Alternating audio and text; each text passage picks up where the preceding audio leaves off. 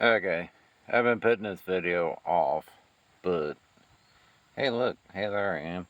Yeah, I'm in the country, pond. I'm in a jacked up golf cart. I got jacker, leaf blower. I got some Prestone antifreeze. I got some liquid wrench and carb cleaner, and I got my tools. I got some blocks, and I got a gas can. And I've been watching a channel, Vice Grip Garage, VGG, Vice Grip Garage, and I watch him do these. He calls them revivals. He'll drive 1,000 miles out into the middle of nowhere with a tool set and some gallon of gas and hopes and dreams. And he does these revivals, and he'll get a truck and he'll get a car and he'll play with the carburetor and play with the brakes and put antifreeze in it and change the oil, and he'll sometimes even do tires and mail them, and takes his jack and he gets in the car if he gets it running, if it's not blowed up, and he'll drive it 1,000 miles back home. He does all these revival. In every revival, he says, "Fellers, just get out there and do it." Like if you got an old rig, he calls everything rigs. He's from up north, but he moved to Nashville. He says, just get out there and work on it and turn the wrenches. These cars and trucks were parked for no particular reason. Rather, they just got tired of messing with them.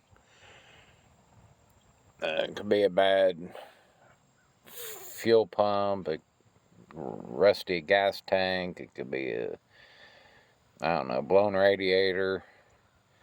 Piddly stuff. Well, not really piddly stuff, but a guy gets tired of sinking money into a vehicle. I mean, for little or nothing, he found a car that was parked for basically $27. He was like, he didn't want to mess with it.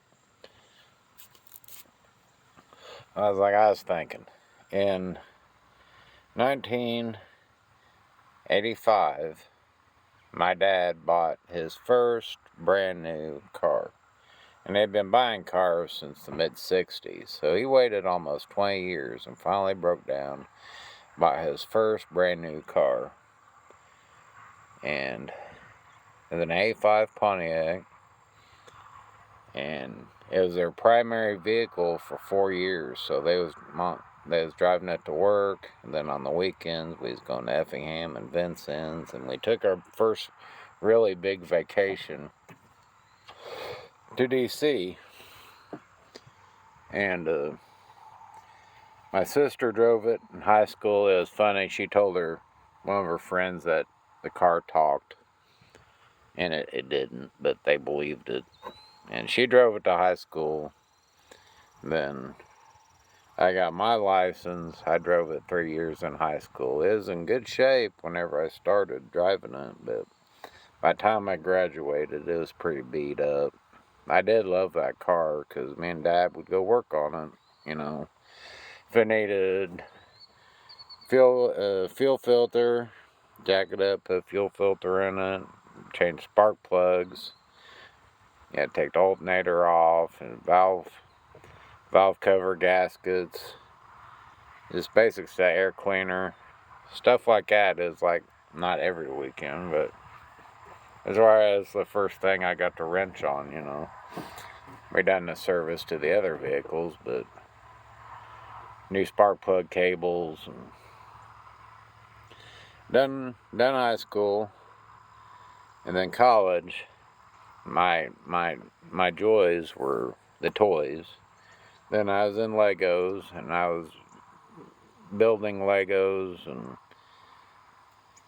cars and trucks that I wanted, and I drew pictures of cars and trucks that I wanted, and I got into the science of how cars work. I done some trades, a lot of art in high school. Then I wanted to get into cars and working on the body work, and Took 2 years and got me a degree in applied sciences and auto body repair and refinishing.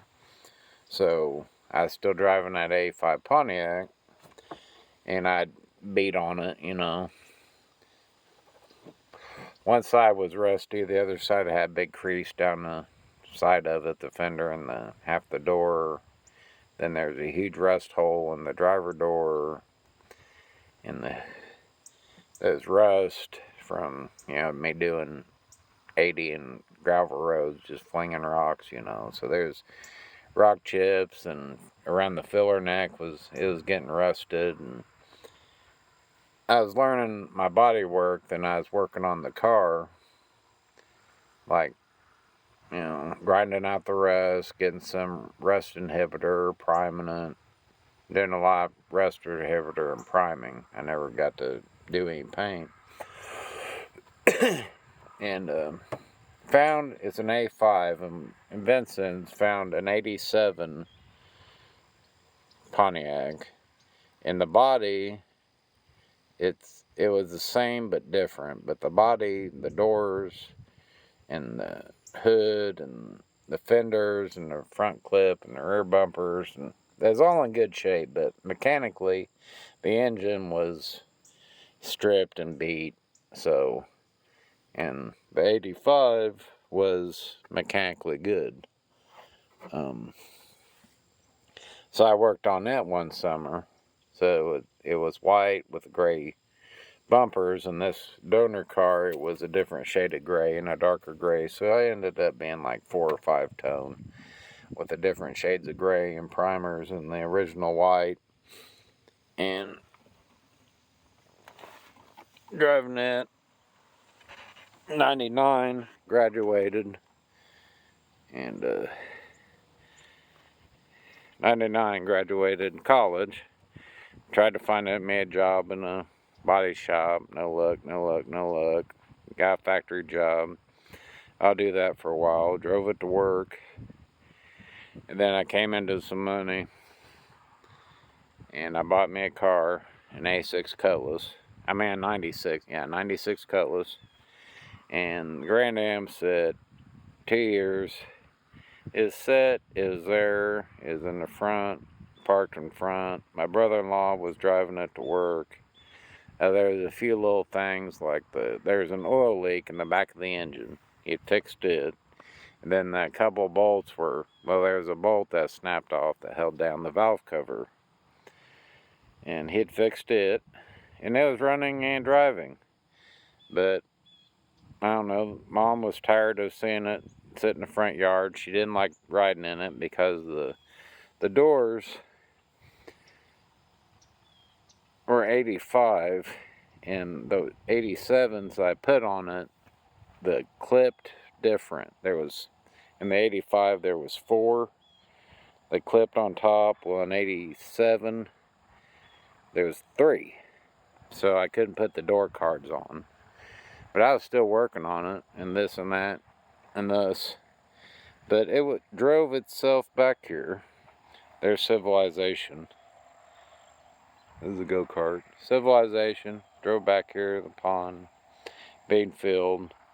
Drove it up, backed it in, parked it. I must have been gone or at work, and came home and it was gone, and they hauled it up here, and I was bummed and mad, and why I didn't just come up here and just drive it back home, I don't know why. Well, probably because if I drove it up here, that I drove it home, then I'd have a car here. So. Well, all looks good back here. The beans are cut. That's to here is basically just their backyard. They put beans, but it's all mowed up. But I was thinking about that vice grip garage. Says get out there and do her, fellers. So I came back here in a little over a month. This is my 5th coming back here, and I had high hopes and high expectations, and he makes it look so easy. But my first step was just getting a door open. So this is 87, 87, 85, 85. No, the front's 87 too. I got the 87 front on it because the bottom's gray. So that's all 87 except that white strip. 13-inch wheels. A7, A7 doors. See, look, it's sat here since 2001. And I did there's some rust bubbles, and I used the rust inhibitor, and it hasn't gone that far. See here, I was working on this quarter. I was working on this as that rust inhibitor just to slow her down, and there is a hole right there. But I was working on it, and they took it. I didn't have no back bumper on it because I was working on this back quarter. They drove it around like that. I was like, I wish he gave me a minute. Those are the wheels off of the 87. Those are 14s. Those are 14. These tires are all popped and busted. I know they got good stuff on them. Tread on those. That must have been a match. But white. The stripe was gray. See that rubber there, the wraparound bumper, it like disintegrated. I have some of it. I got parts in it. I got parts at Mom and Dad's. I need to get in the trunk somehow. See, that's my 80. That's my 63. See, it's kind of different. 85 has this wraparound. That's why I never noticed that. That's the 87 bumper. But I have a different one that has like ground effects. And that has like places for fog lights. So I want to eventually do both. I can change the look on it a little bit. Those 13-inch wheels, that was different. What was I saying? I don't know. I don't remember. Now the bumper is plastic. There's a bumper, 5-mile-per-hour bumps. So they were still building cars with like legit like chrome bumpers in 85, like similar to that 63.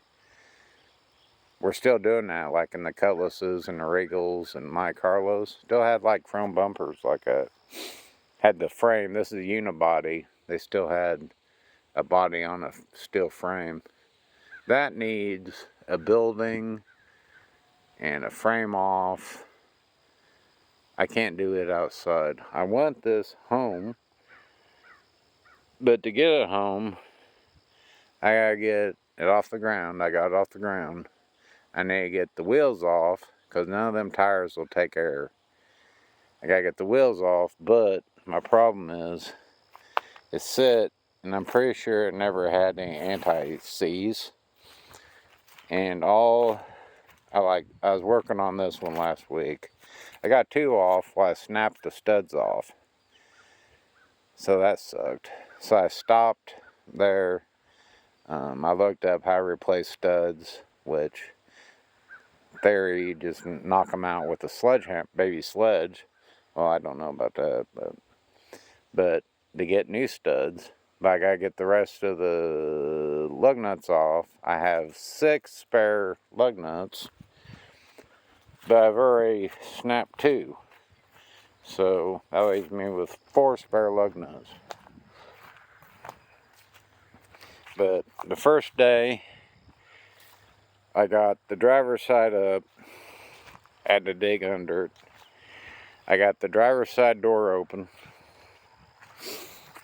So that right there was like exhausting. I got some blocks. I got more blocks. I couldn't get the passenger door, white interior. That donor car had gray interior, so I was mixing and matching some of the panels, but I can replace all them back. See, there's the 3 hooks I was talking about. Because the 85 had 4. But, let's see, lock, unlock. Yeah, it was left locked, which was annoying. So it was hard to see and to know which way. I found the original keys. They had the original keys inside the house. So I got those. Tried the driver's, I WD-40'd everything, but that passenger door it was getting pretty sticky, and I broke the key off inside the door handle. So I couldn't get in that side. And then second or third time I was here, I got brave enough and set a piece of cardboard in the seat and reached across, got open.